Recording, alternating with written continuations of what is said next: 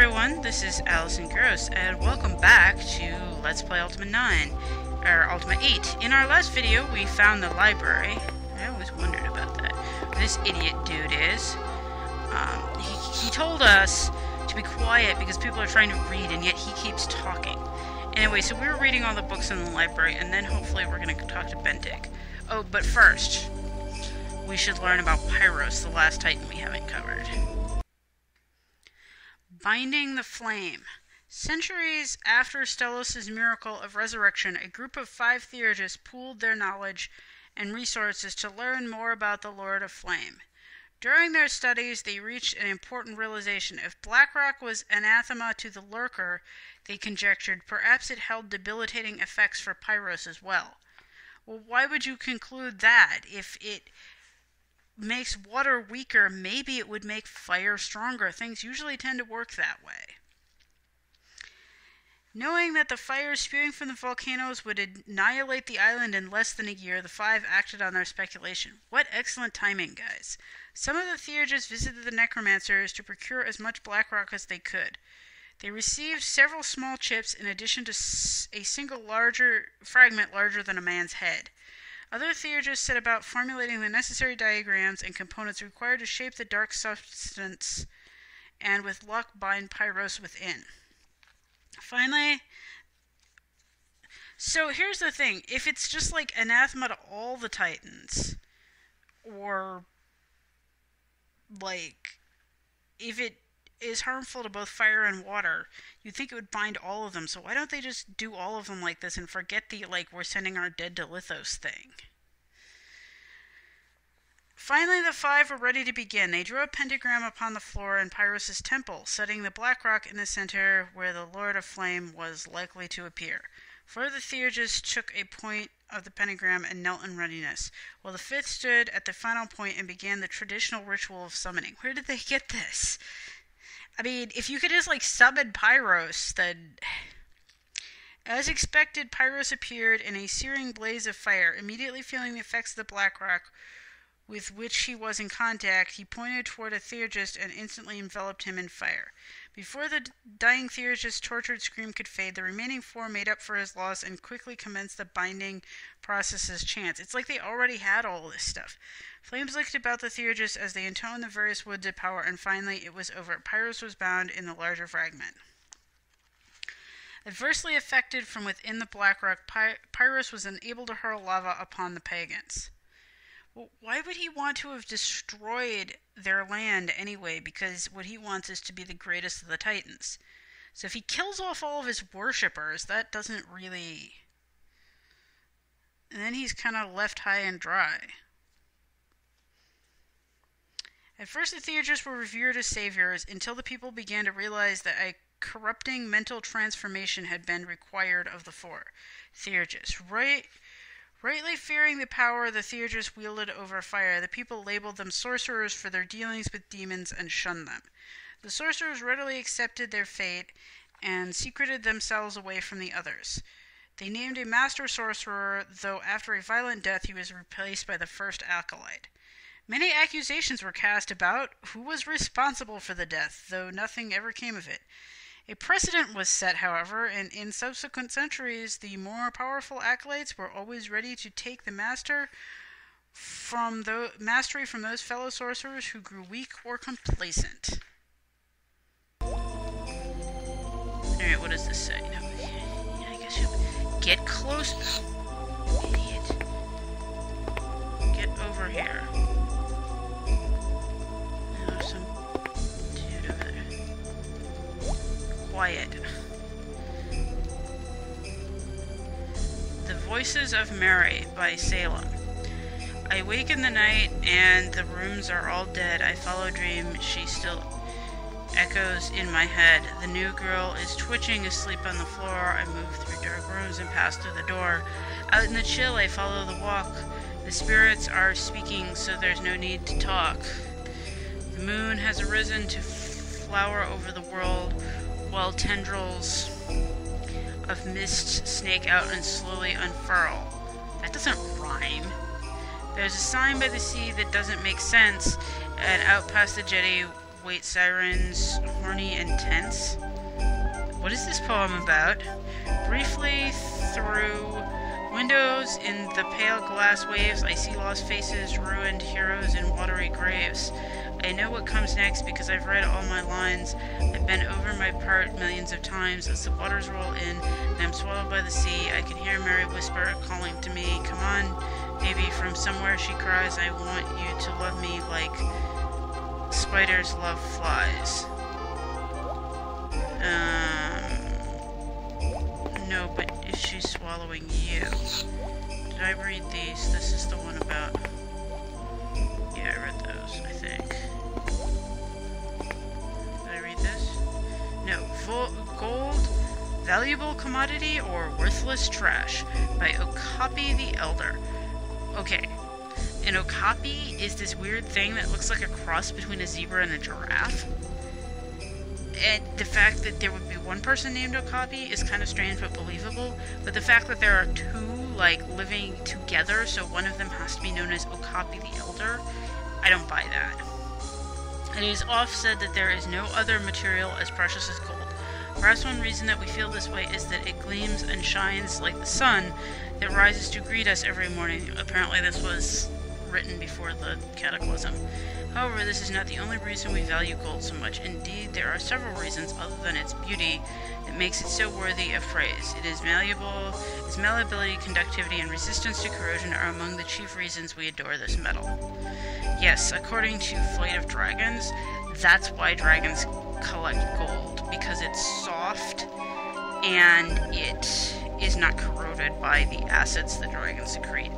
And so they amass these big treasure hoards as things to lie on, because if they laid on other materials, it would be sharp and pokey and it would get corroded.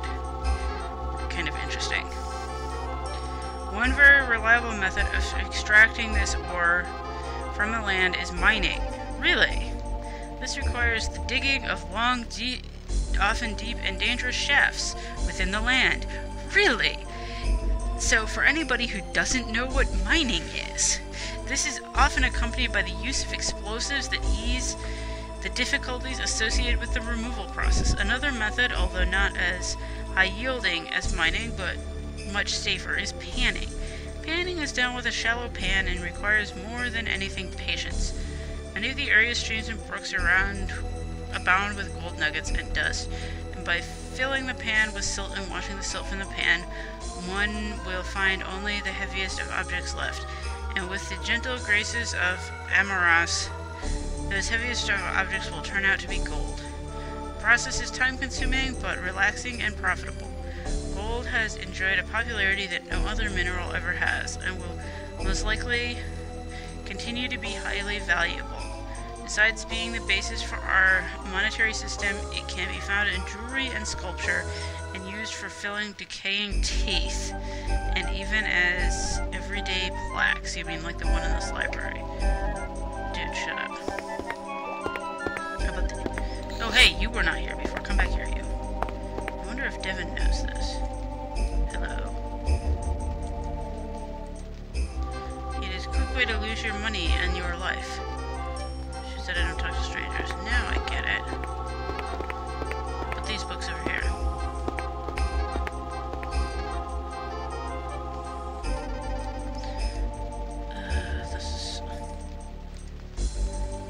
I'm getting annoyed with these. This is going to take us a while, so I'm going to go Peasant. What's a peasant doing in the library? Such a good book. I was always wondering about that. Shh! Well, be quiet yourself, dude. Read the plaque. Quiet. Is that what this plaque says, too? Quiet, yes. I better save this.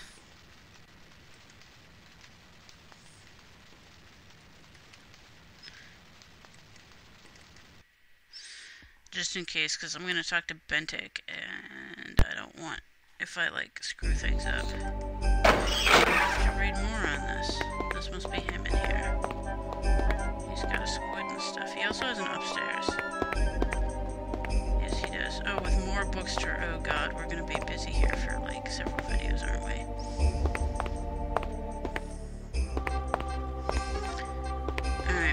you now, dude?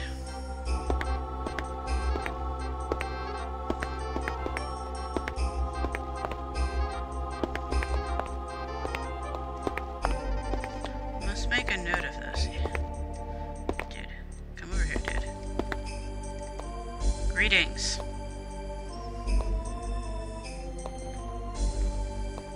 Greetings, stranger. What is your name? My name is Bentic. It is a word of pagan derivation. I think it originally meant he who toils hard, but that is not for certain. I have found a number of references to Bentic in several older texts and feel that this may be the root of the name Bentic. And what is your name, friend? And you're very pompous, dude. What is pagan? Pagan? Why, that is the name of this place. I thought this place was Tenebrae. No, that is the name of the city. Pagan is the name of the land. This is the all-encompassing world upon which we all live out our meager lives. Your meager lives?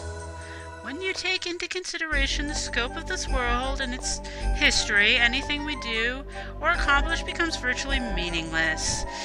Which is why I sit around reading all the time.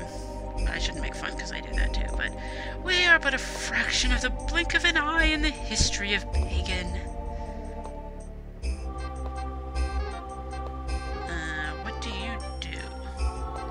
By trade, I am the librarian of this city. However, I prefer to think of myself as a student of life, one who spends his time observing all facets of life.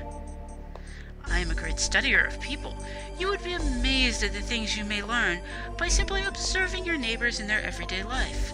I am a peeping Tom, and I like to spy on people. What, that's weird? Tell me of your neighbors. I think the one I like to spend the most time with is Devon. He is such a sharp fellow. I think he has far more potential than he realizes. Devon has potential. Yes, I can't put my finger on it, but there is something there. Call it a hunch, if you will. I just seem to feel that there is something about him that suggests great things. He does love to read. Maybe he is destined to be a great scholar.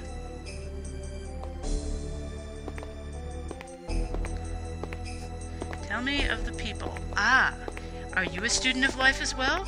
I do so enjoy finding someone who shares the same passions as I do. The people here in Tenebrae are a varied and fascinating lot. They go about their daily toils, laboring under the yoke of a somewhat restrictive government, and yet still find the time to enjoy themselves occasionally.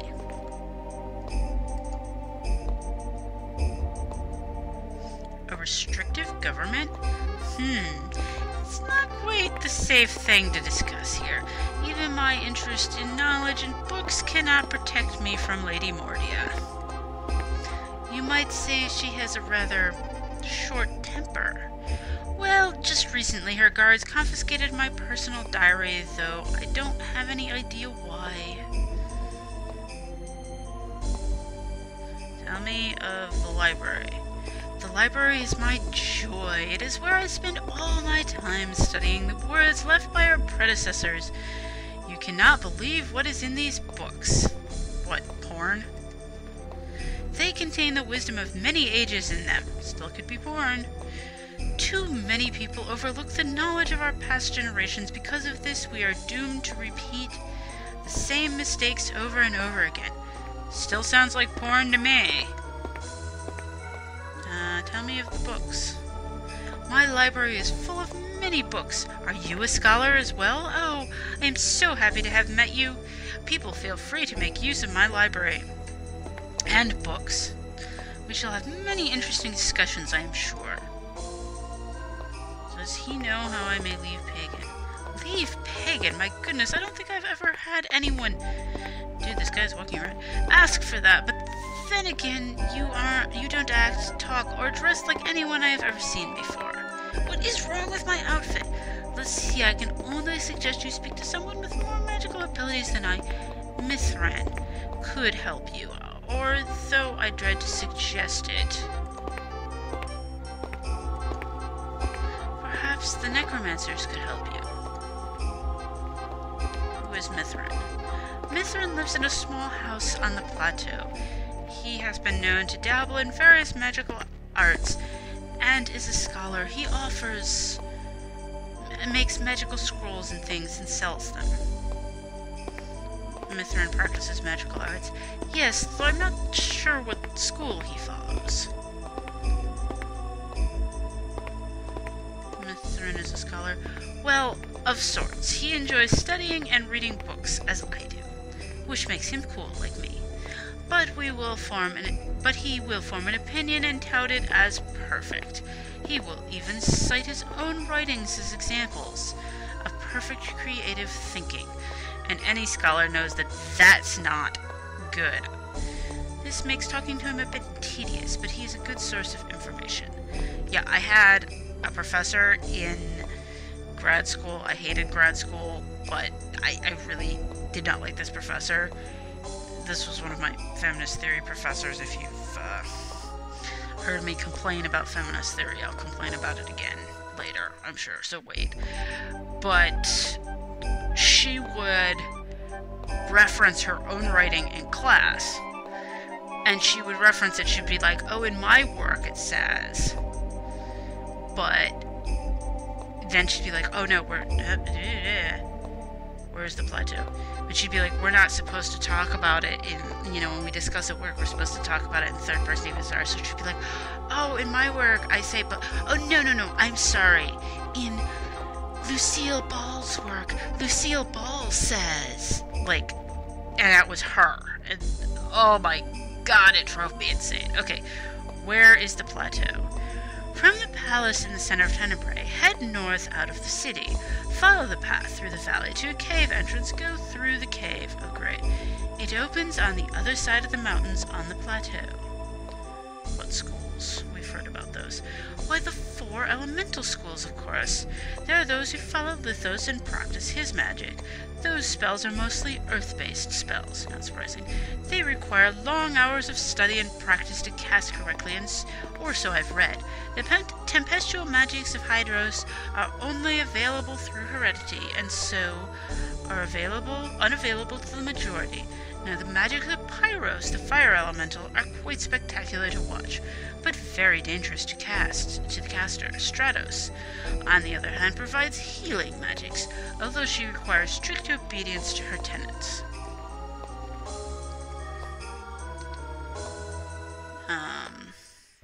Thank you for dropping by and come visit me again.